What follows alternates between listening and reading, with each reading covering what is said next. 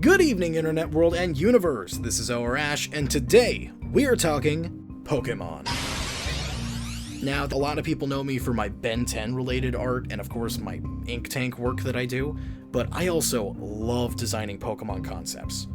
And for a while now, I've been wanting to show off some of these concepts in a video format. I'm also trying to learn how to edit videos myself to see if I can help out a little bit, so I thought this would be a perfect opportunity for a new mini video series. Today, I'm going to be designing a few Pokemon as what I call Paleo forms.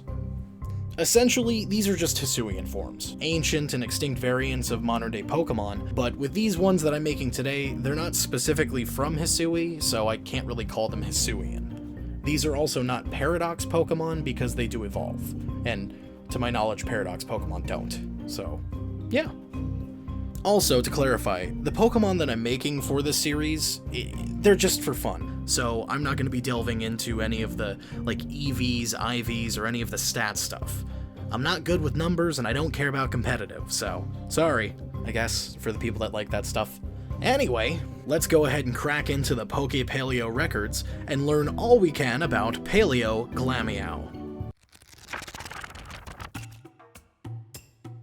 Modern-day Glameow is based on the stereotypical pampered house cat, and aside from it having a springy tail, it doesn't have much else going on for it. Hell, the only reason I remember it exists half the time is because I hate its evolution ugly.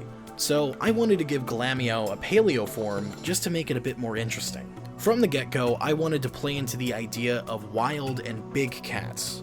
Ancient times means no domestication for the big old snagglepusses yet, so I thought it would work. For its form, I wanted to lean really heavily into Link's attributes. Glameow itself already has the same type of tipped ears, so why not follow through with some beefed up long limbs and a darker color scheme? And I'm just gonna go ahead and make it a dark type Pokemon, because it has to be a different type anyway, and I feel like a dark type would make this a lot more intimidating. Now, despite my Link's inspiration, I went ahead and decided to keep its long tail, mainly because it's the modern Mon's most interesting trait, and I thought it would be cool to keep it.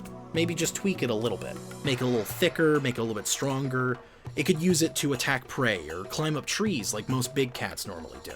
With that, here we have Paleo Glameow.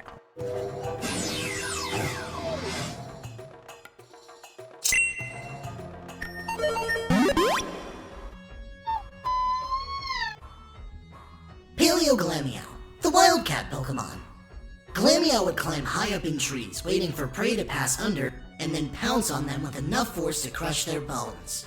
Its long tail was strong enough to launch itself back up to the treetops in an instant.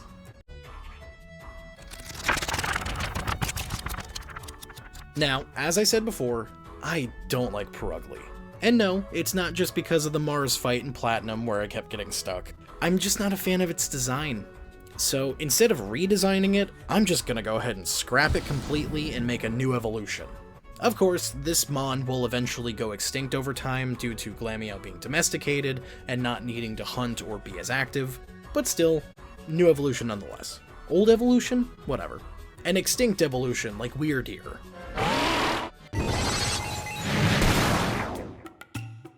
Keeping in the theme of big cats, I wanted to add on some tiger stripes. This was to help break up the colors of the overall Mon, and because Purugly itself does have a few stripes on it, and that makes me think that those may be a remnant feature from its extinct evolution. I also went ahead and pulled a few design elements from Luxray to visually imply that they may have some kind of connected ancestry since they both are big cat Pokemon. I imagine with this extinct Pokemon, they probably would have thrived somewhere like a snow-swept forest. So with that in mind, I made its fur primarily white and extremely thick. So thick that I thought that in-universe, it probably would have helped people determine its name being Farrakis. This is meant to be a portmanteau of the word fur and fracas, which fracas is another word for fight, so Farrakis. I included a fighting inspiration in its name because I thought, with how big and beefy I'm making this big cat, why not go ahead and just make it a dark fighting type? I already tried to make it more intimidating in the first stage, making it dark type, so adding fighting on top of that sounds like it'd be a lot more intimidating.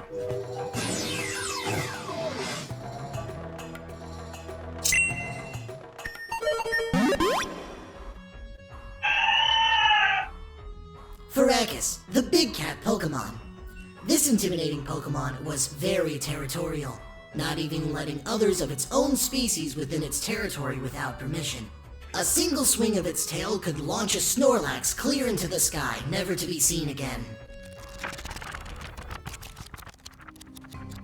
And that's it for this video. I know, super short, but these videos are project number 5 out of like 7 that I have on the back burner right now, so bear with me. I do have a lot more of these concept videos on the way though, so please stay tuned. Also, let me know what you think of these Mon that I made. I've been working on these since Legends Arceus was announced almost 2 years ago, so I'd love to hear people's feedback. And if you want to see the shiny variants of these guys, make sure you follow my socials linked down below. And while you're down there, why not go check out our newly refurbished Ink Tower Twitch channel? You may just see me working on some of these live. Other than that, thank you guys so much for watching. And as always, I am ORASH, and I'm surviving. Are you? Peace.